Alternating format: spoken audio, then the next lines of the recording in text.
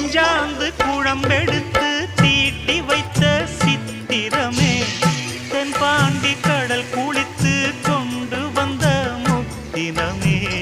தொட்டாலும் கை மணக்கும் தென்பழனி சந்தனமே தென்காசி தூரலிலே கண் விழித்த செண்பகமே பெண்ணாக பிறந்த பல்லாக்கு நீயோ ஈரேழு உலகில் ஈடாக யாரோ நெஞ்சோடு கூடு கட்டி கூவும் குயிலோ பாத கொலுசு பாட்டு பாடி வரும்